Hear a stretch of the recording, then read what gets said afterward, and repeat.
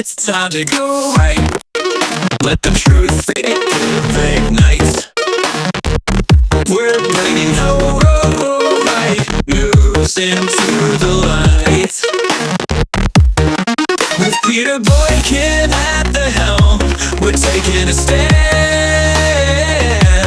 Constitutionalist for America, we protect this land. Welcome to the place where opinions align. With liberty's flame, our voices combine. Citizen journalism, honest and true. Let's go right, it's the podcast for you.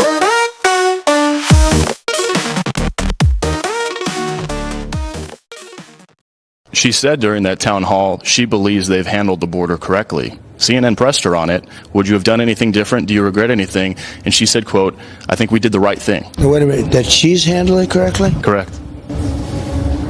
She said that? She said that. She said, quote, I think we did the right thing. We allowed 21 million people in. We allowed 13,099 murderers. We allowed mental institutions from all over the world. If she said that, look, she's a grossly incompetent person. And if she said that, they had the worst border in history. A recent poll reveals a staggering statistic. 84% of Americans support requiring photo ID to vote, a rare consensus across the nation.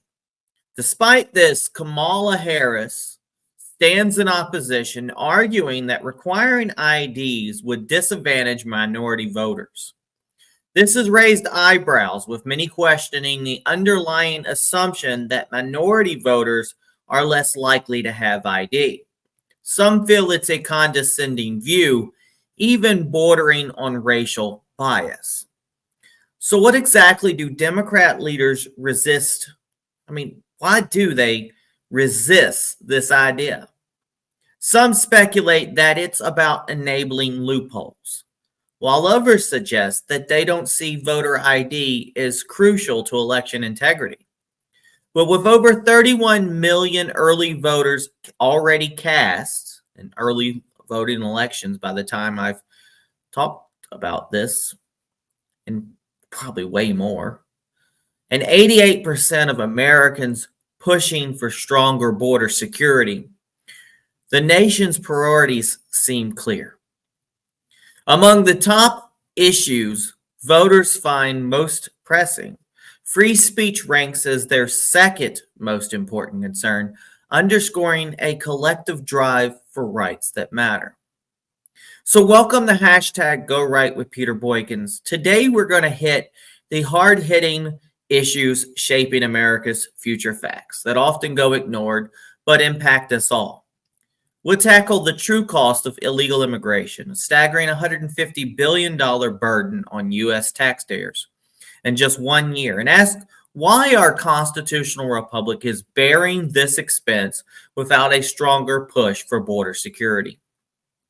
We'll also explore a surprising shift in public opinion. A growing majority now supports mass deportation, with Americans calling for a government that prioritizes citizens' needs over unchecked immigration. And on top of that, we're seeing a massive demand for free speech protections and constitutional liberties. These aren't just talking points. They're reflections of what America values most, and the stakes couldn't be higher. So if you believe in a strong, secure America that fights for liberty and accountability, you're in the right place. Stay with us for real talk, hard facts, and a clear-eyed look at the issues that matter right here on hashtag Go Right with Peter Boykin. We'll be right back. Remember, we fight for what's right because it's time to go right. Time to go right.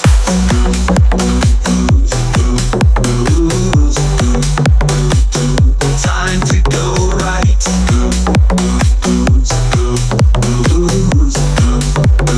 Time to go right. Welcome to hashtag Go Right with Peter Boykin. Today we're diving into the real cost of illegal immigration and how it's impacting our constitutional republic. Did you know that illegal immigration drained over $150 billion from American taxpayers last year? That's more than double the Homeland Security budget. And yet, our leaders are talking about amnesty instead of solutions. Join us as we break down the numbers, the impact on local communities, and why so many Americans are calling for action. Stay tuned for facts that matter and perspectives that fight for America's priorities. Right here on hashtag Go Right. Would you have done something differently than President Biden during the past 4 years? There is not a thing that comes to mind in terms of, and I've been a part of most of the decisions that have had impact.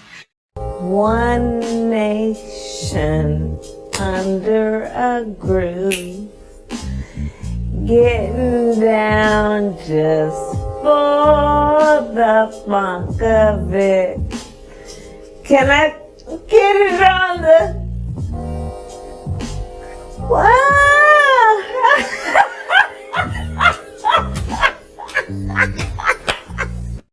Imagine this. You're sitting down to balance your monthly budget, but no matter how carefully you plan, every month ends with a big deficit.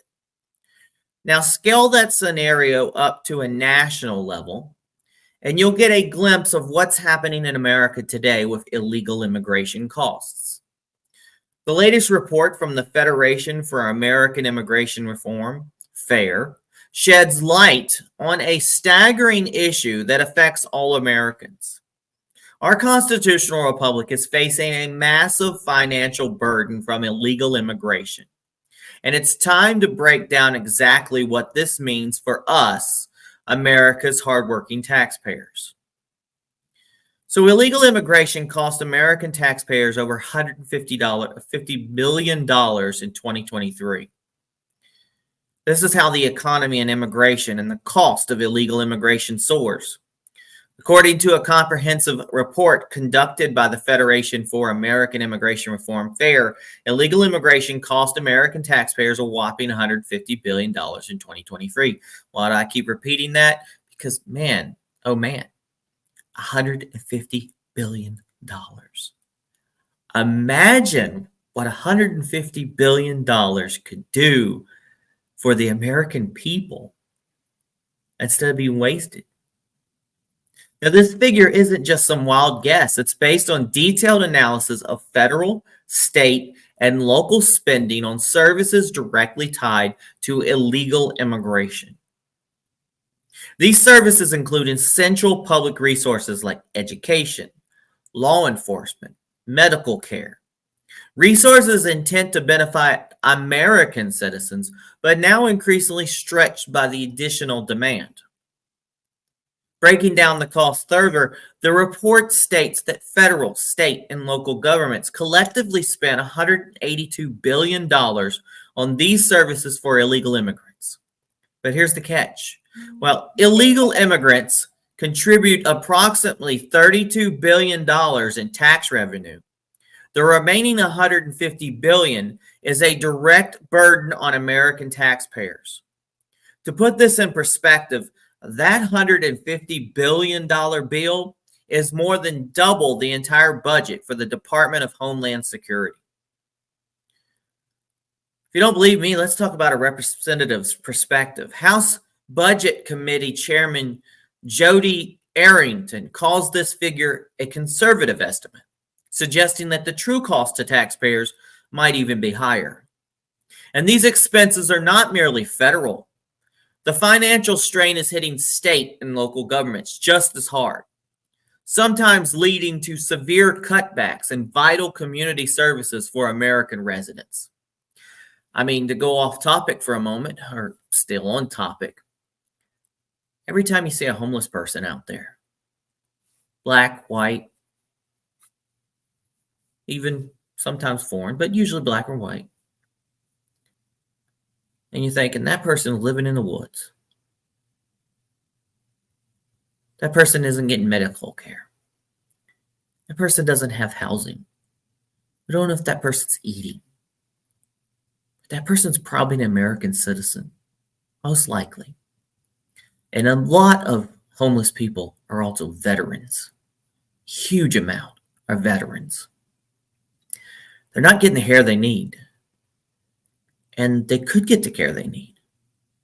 But the money that could be going to help them, put them in a home, get them a job, get them medical care, get them food, is going to people who criminally trespassed into the United States. And what gets me the most is the Democrats will raise so much hell about January 6th, about the insurrection on our government, how these people illegally trespassed inside the doors of the Capitol building. And what they say is that they could have damaged our democracy. But yet they are fine with an open border. They're fine with these same people just coming through and trespassing to America's doors. How is that much different than someone trespassing into somebody's home, taking their food, taking their house, taking their livelihood? But yet the Capitol building, really? Now, for example, the city of Denver was forced to slash $45 million from its budget, cutting $8.4 million from police funding and $2.5 million from fire services, all to cover a $90 million allocation for illegal alien support. And in New York City, the cost is even more substantial. Since 2022, the city has spent over $2.3 billion to support roughly 210,000 illegal immigrants, diverting resources from existing programs that serve the city's lawful residents. And I'm going to tell you, this is quite discerning because my mother passed away this year in August, and she had cancer. Cancer's long-term, unbeatable. Earlier this year, they thought she was fine and they gave her a clean bill of health and full remission. But by a few months later, she's in the hospital, going through everything. Don't think she got the right care from the nurses, bed sores and everything else. A lot of those people didn't seem like they should be nurses. One nurse was from some other country she was a nurse there and came here, and she's just not doing anything for my mom. And then we get to the point where they say, well, we can't give her any more chemo. She's already had chemo. The cancer is spread. It's very smart. Really? If she was somebody like Jimmy Carter, you could keep alive, barely, till he can vote for years. But for my mom, no. She's got to go home. She can go home to die. Be nice and comfortable. Knowing full well that she hadn't had chemo in over 6-something years. And it went very quickly to make it go away. It seems like they could have did a lot more for her. But it makes me think maybe they could have done more for her if we wasn't giving so much of our services and our money to illegal aliens. So this is personal to me. Because I think that my mom might be still alive. Maybe just a little bit longer. She had just a little bit more care. And the doctors would have approved just a little more services for her. But no. It was those GD immigrants, illegals, were taking all of our money. Yep. That's my personal view. But we'll talk about the public sentiment, a growing support for mass deportation. This unprecedented financial burden is impacting how Americans feel about illegal immigration. According to recent polling, 54% of Americans now support mass deportation of illegal aliens, an opinion that was once considered taboo.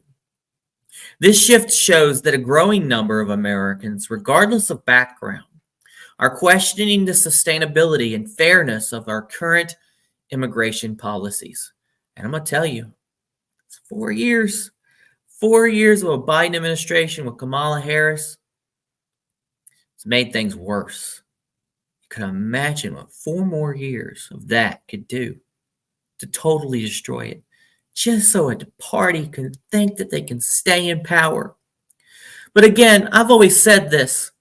What good's it to be a king or a queen or a ruler of a kingdom that is nothing but crumble? Wouldn't you want to be the ruler of a vast nation that was wonderful and great again?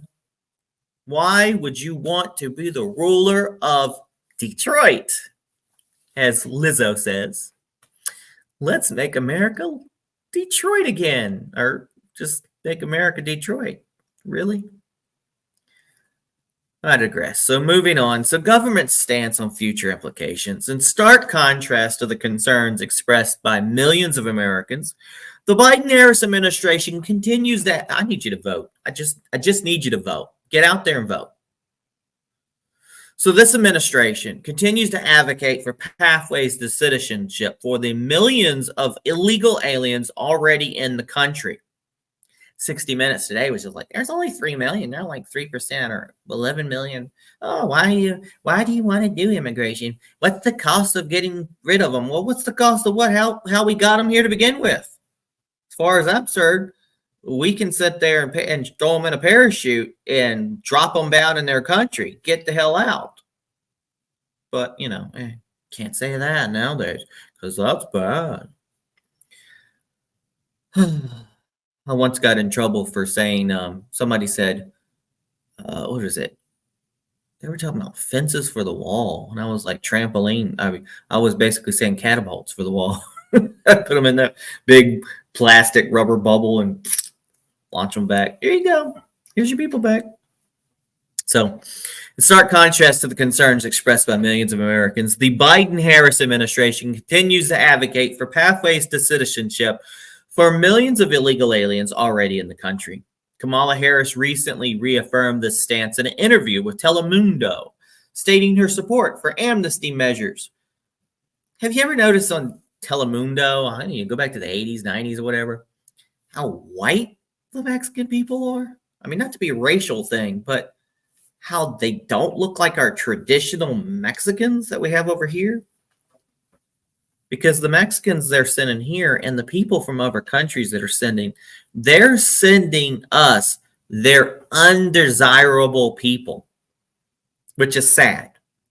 Instead of working with the people and being a nation and making their nation great, they expel all their darker colored people from their nation. I just kind of think that's racist. Crazy. So Harris wants amnesty measures. But Americans are starting to ask, who was footing the bill? The numbers make it clear that it's not the federal government alone. It's state and local budgets funded by taxpayer dollars. I mean, when you're sitting there arguing, my taxpayer dollars shouldn't have to pay for college loans. They shouldn't have to pay for college loans. They should be able to bail people out. And I've had this argument, like, I understand your argument. I understand that people make bad decisions with college and blah, blah, blah, and then they can't get a job. And why should you have to pay it back because you paid it back? Well, the job market. And a lot of it has to do with this, with illegal immigration. And what's so hard with bailing out American citizens when we're spending so much on everybody else? Sending billions to billions, millions, whatever, to Ukraine, billions, millions, to Israel, billions, billions, to every other country in the world. But, can't get our college loans paid off. I mean, when we're struggling. But y'all fuss about that. But we need to be fussing about the cost of amnesty. illegal immigration. This is funded by tax dollars. They're being drained. What's more, the strain on local governments is already leading to a ripple effect as essential services are cut, emergency responders face underfunding, and the community safety net wears thin. And then they fuss about people going out and, prepping, getting guns and weapons and other things to protect themselves. Because when all shit goes loose, some people are going to be protected. Some people are going to have what they need. And this isn't about dollars and cents. It's about the fundamental priorities and responsibilities of our constitutional republic. Government exists to serve its citizens. And yet, in this instance, many Americans feel that their interests are being pushed aside. So where do we go from here? The debate over illegal immigration and amnesty is a complex one, touching on issues of law, compassion, and practicability. But at the end of the day, the financial facts remain stark and unavailable. American taxpayers are paying the price, a price that's escalating as millions of dollars are diverted from critical services meant for American citizens.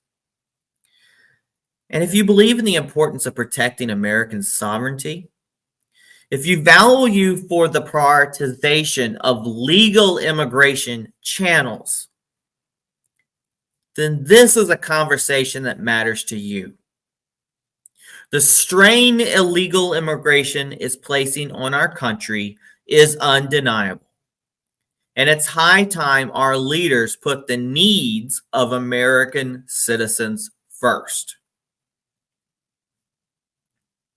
So for more in-depth analysis and updates on issues impacting our constitutional republic, stay tuned right here on #GoRight for Peter Boykin, and let's continue to hold our government accountable for the well-being of American taxpayers. We'll be right back. Hi, my name's Ava, and I've grew up most of my life in North Carolina, and my grandma, she's from Asheville, and recently from Hurricane Helene, Asheville has been totally wiped out. No one's getting money.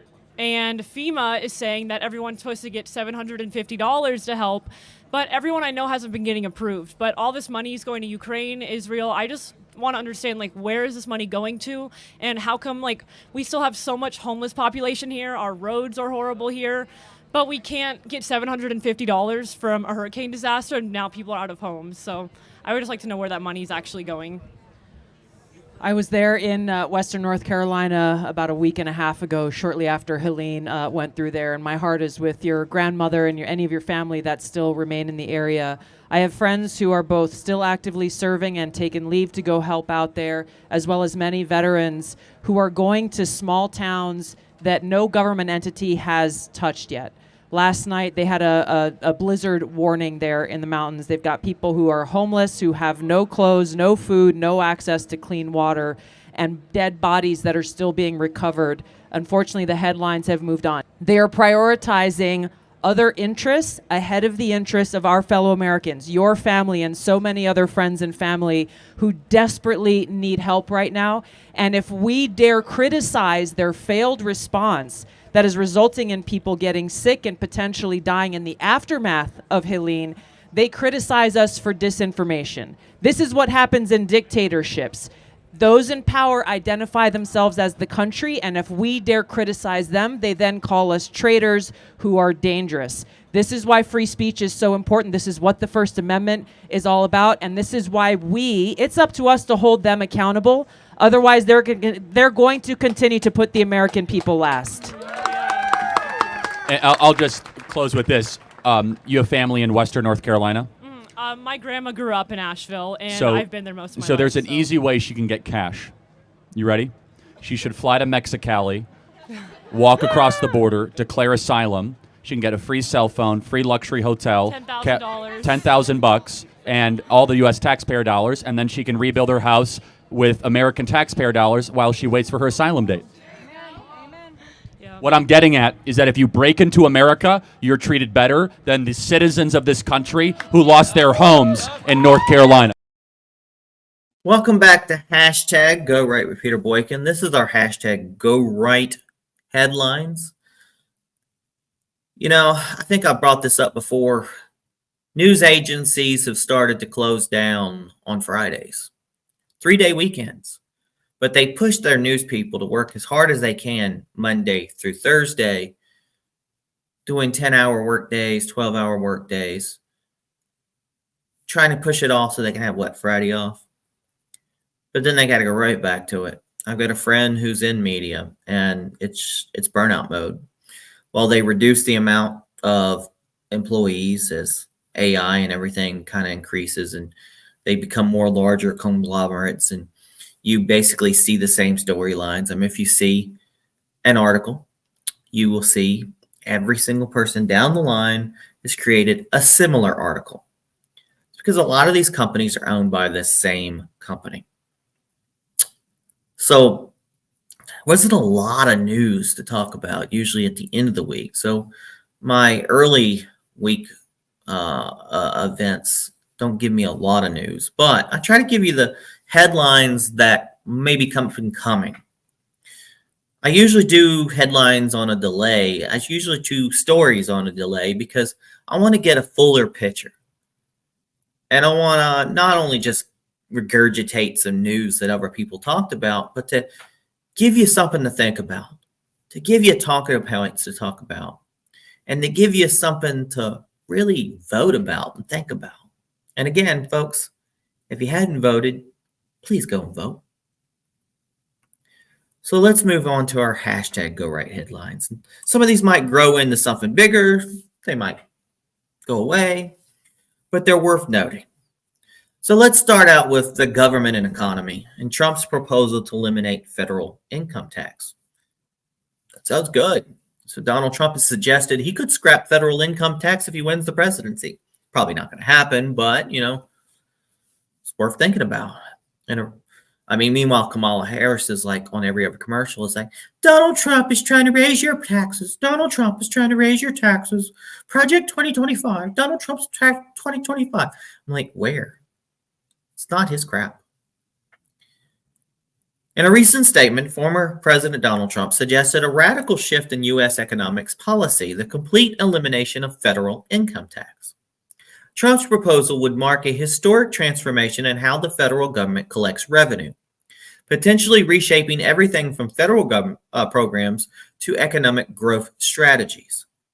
While specifics are still emerging, Trump hinted that should he win the presidency in 2024, he would consider a move to replace or abolish the federal income tax system altogether. This idea is bound to spark specific and significant debate.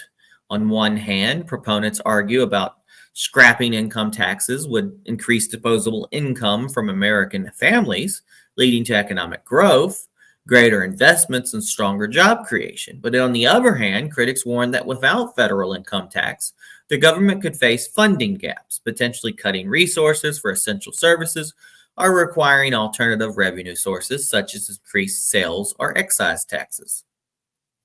But for constitutional conservatives, Trump's proposal aligns with the goal of reducing federal power and returning more financial control to individual states and citizens, potentially setting up a new era of financial independence.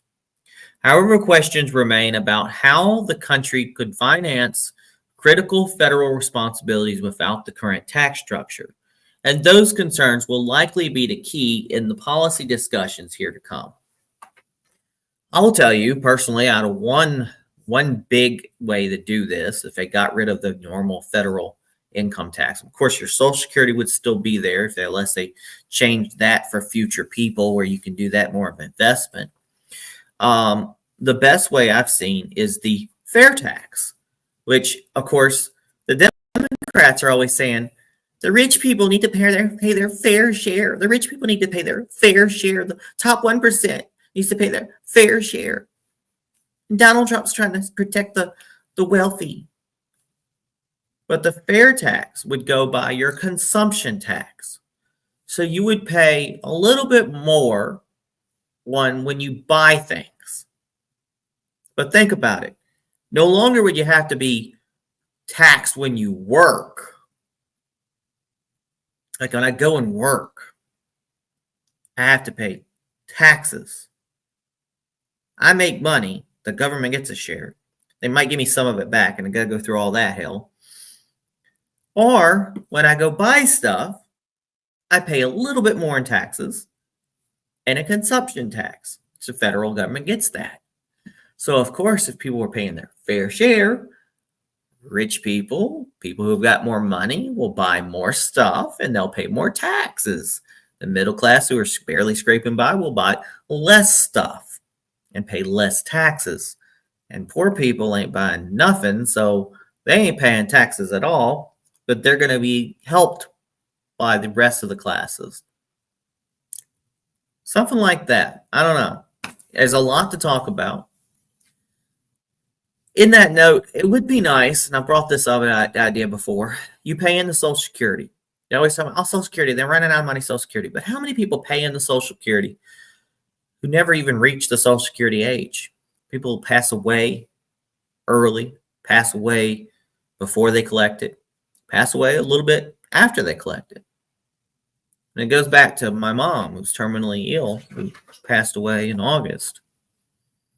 And then my dad having to struggle, and I'm helping out because half his income's gone. His mom's income's gone from Social Security.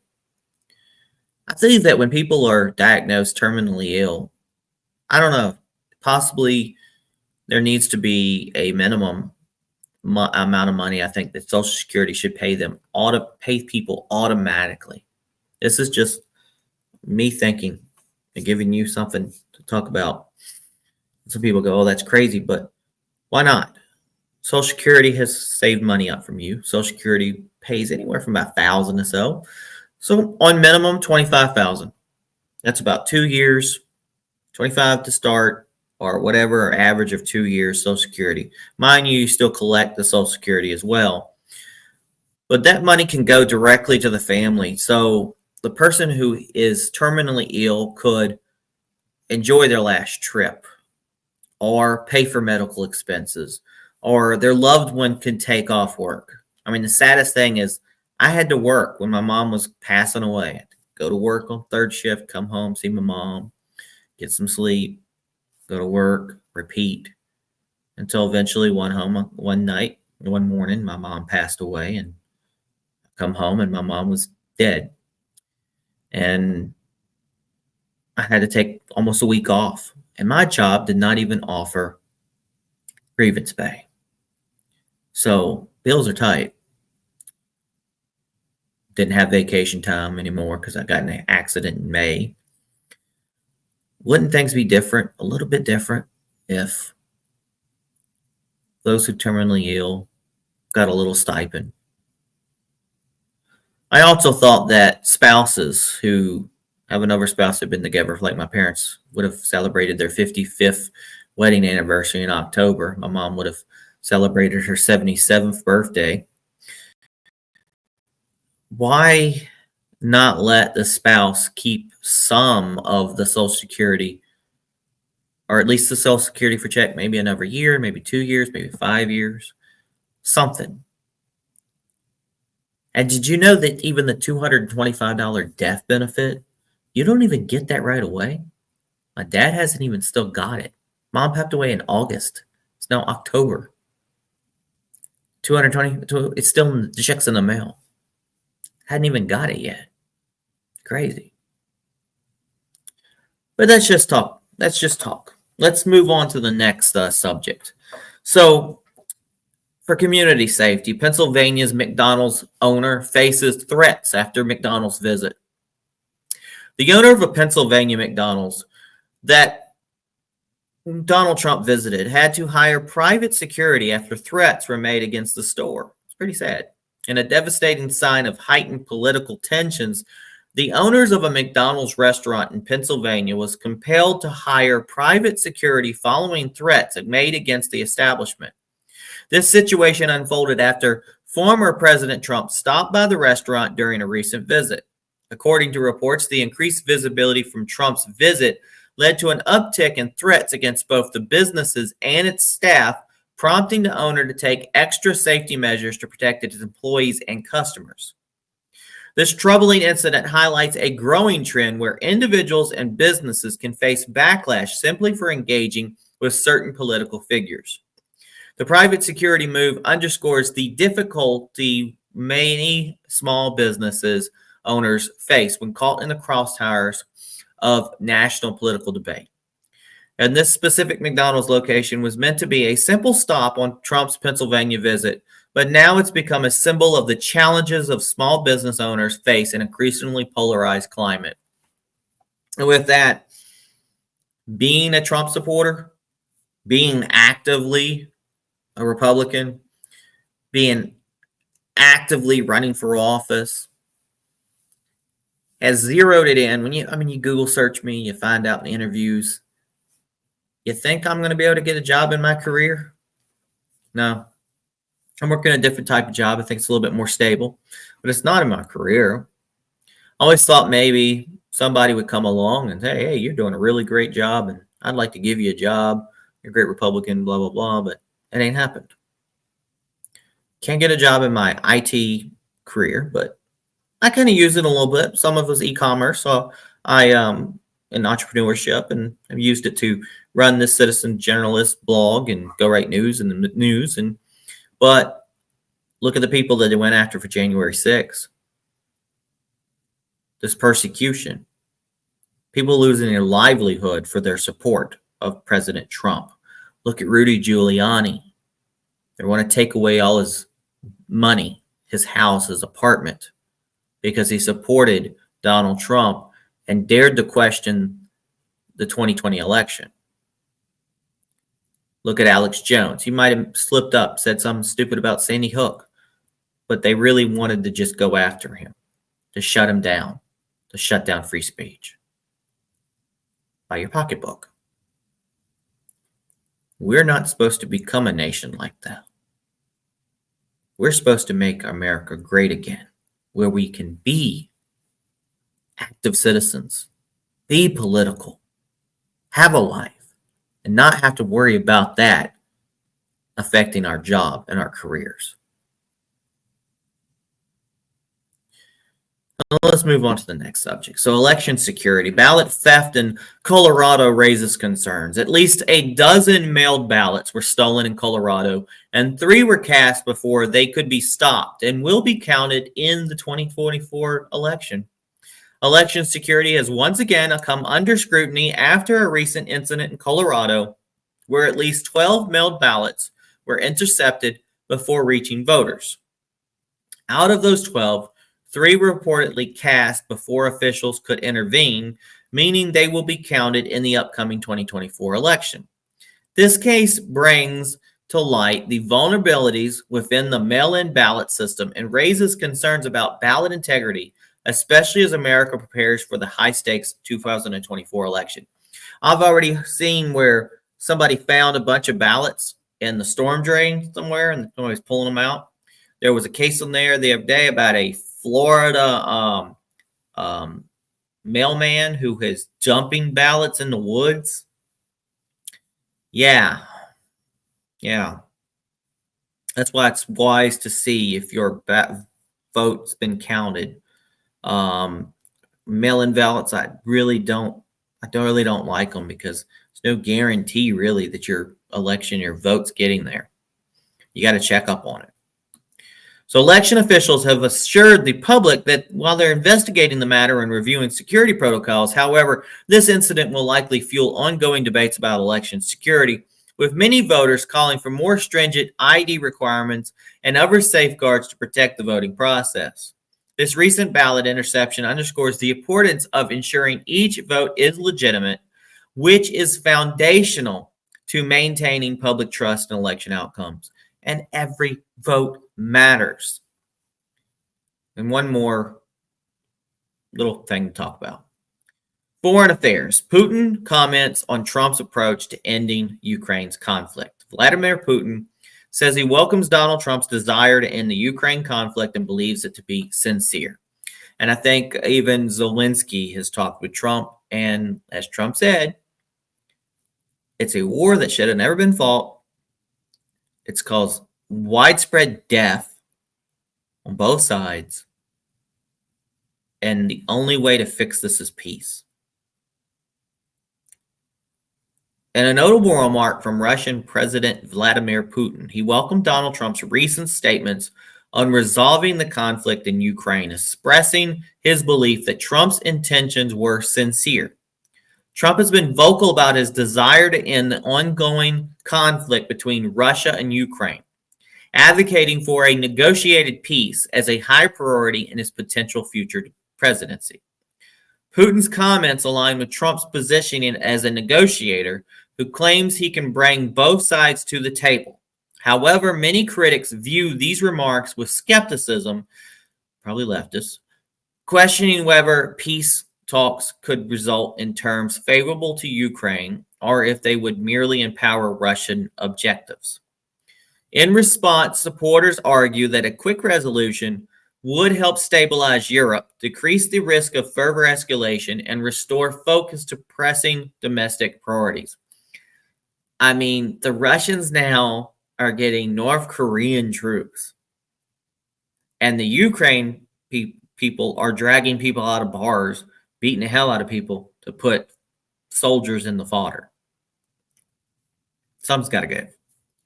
Meanwhile, Putin's statement adds an international dimension to Trump's 2024 campaign and raises questions about how America might approach foreign policy and diplomatic challenges if Trump were to return to the White House.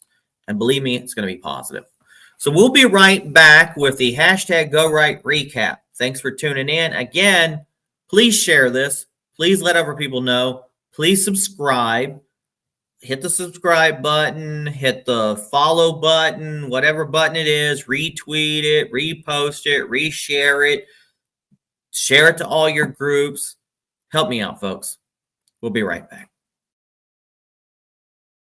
There's a tune in the air, it's humming low, about a burden that we all know. They say it's 150 billion gone,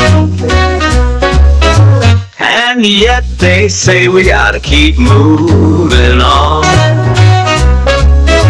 We're holding tight to our rights and making it clear. Free speech, border security, and strength we hold dear. We're the constitutionalists standing tall. At Go Right News, we answer the call. America, stand strong, lift up that pride. For the people, by the people, side by side. We're cutting through the noise, getting right down to truth.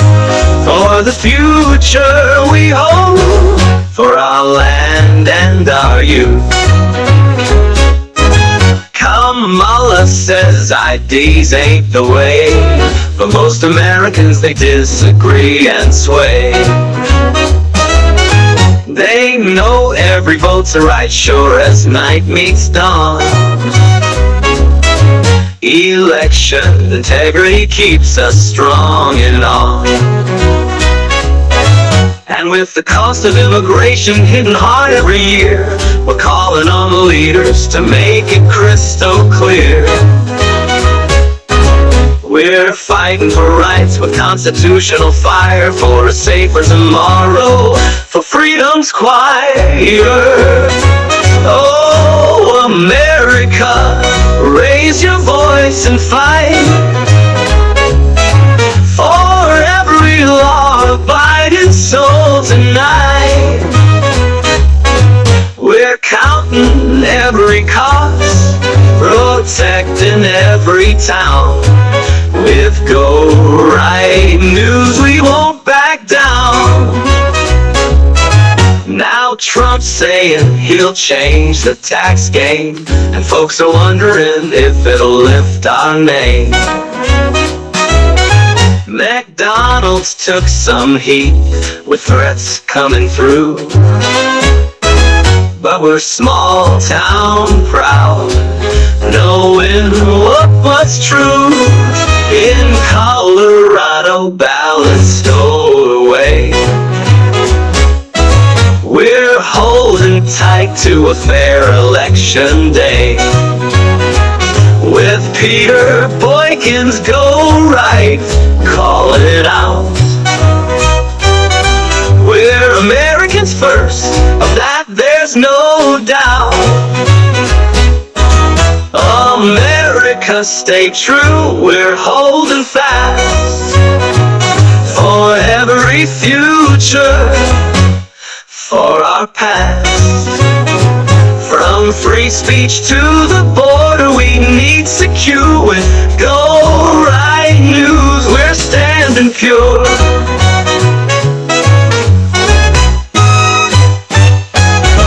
Whoa! Welcome back to the hashtag Go Right News recap. On hashtag Go Right with Peter Boykin, we're breaking down the major issues shaping in America. Illegal immigration continues to drain our resources, costing American taxpayers over $150 billion in 2023 alone.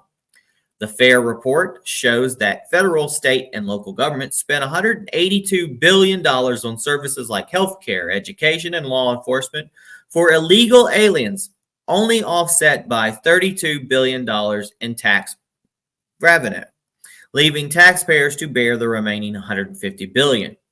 Cities like Denver and New York are already cutting local budgets and essential services just to cover these costs, raising questions about how we'll sustain this level of spending. Meanwhile, Donald Trump recently proposed eliminating federal income tax if he wins in 2024, a revolutionary idea that could boost Americans' income but raises questions about federal funding. In Pennsylvania, a McDonald's owner had to hire a private security after facing threats following Trump's visit, showing that today's political climate is increasingly impacting small business owners. And in election security remains a priority, with a recent Colorado incident where a dozen mailed ballots were stolen and 3 were cast illegally, an attempt of the vulnerabilities in our election system that voters want to address. And on the foreign front, Russian President Vladimir Putin praised Trump's sincere efforts to resolve the Ukraine conflict, adding an international dimension to Trump's 2024 campaign. That's the news today, folks. For more details and latest updates on these pressing issues, visit GoRightNews.com, where this article is there, and you'll see videos and other things and links. Follow hashtag GoRight with Peter Boykin on Rumble.com, YouTube, TikTok, Facebook, X, Twitter, and other platforms. To support our mission, consider donating via Cash App at $Peter Boykin, the number 1. But there's also other links that are available on GoRightNews.com and PeterBoykin.com. Stay informed, stay engaged, and let's keep America strong together. God bless everybody. Peace.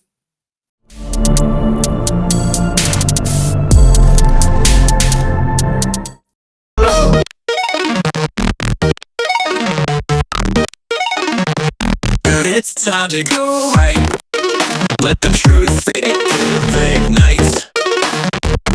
We're bringing the right news into the light. With Peter Boykin at the helm, we're taking a stand. Constitutionalist for America, we protect this land. Welcome to the place where opinions align. With liberty's flame, our voices combine. Citizen journalism, honest and true. Let's go right, it's the podcast for you.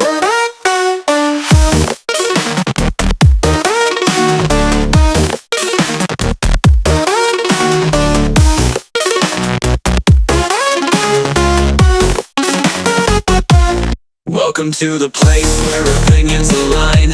With liberty's flame, our voices combine.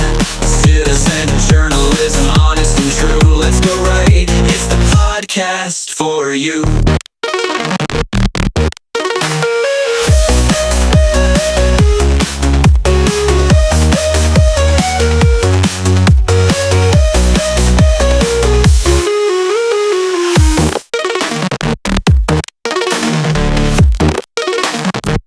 It's time to go right. Let the truth ignite. We're bringing the right news us into the light. With Peter Boykin at the helm, we're taking a stand. Constitutionalist for America, we protect this land. Welcome to the place where opinions align. With liberty's flame, our voices combine. Citizen journalism, honest and true. Let's go right. It's the podcast for you.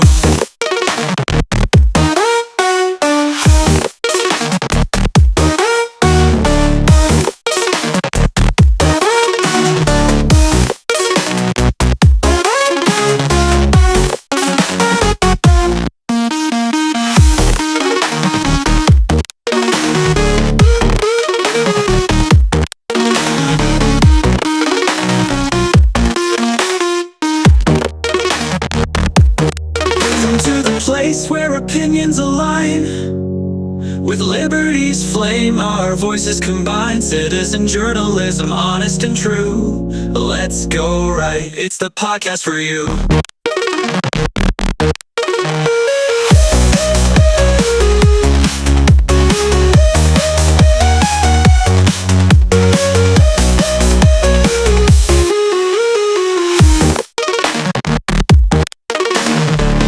Welcome to the place where opinions align.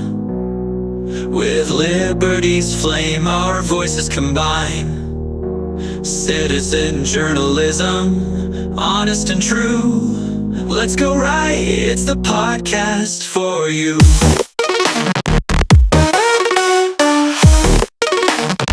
Welcome to the place.